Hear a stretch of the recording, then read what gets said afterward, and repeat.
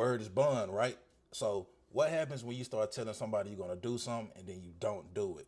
Matter of fact, what happens when you start telling yourself something or you start making promises to yourself and you don't do it? I was having a conversation with one of my mentees and I told her that I was in the process of actually finishing up my master's degree. Now, even the people around me ask me, Brian, why are you going to school? You already know business, you know this, you know that, you know more than some of your teachers.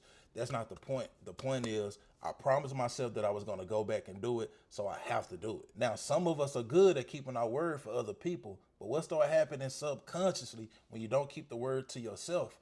You start losing trust in yourself.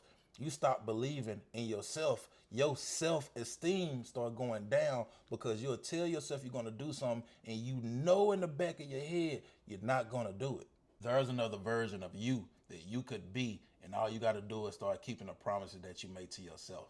This message is coming from deep within me because at one point in time, I wasn't keeping the promises that I made to myself, and I would be filled with regret. And I would be like, why am I doing everything for everybody else? But when it comes to myself, I neglect myself.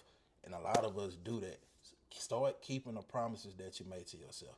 If you combine that with my other video the other day when I said writing everything down, if you start writing everything down and you start keeping the promises that you make to yourself, man, I promise you, your life is finna go to another level. After that, if you want to learn business, learn government contract and all that, like all of that is secondary.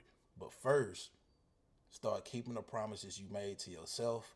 Start writing everything down. And it really don't matter what you want to do. You're going to become successful at it if you just apply those two things.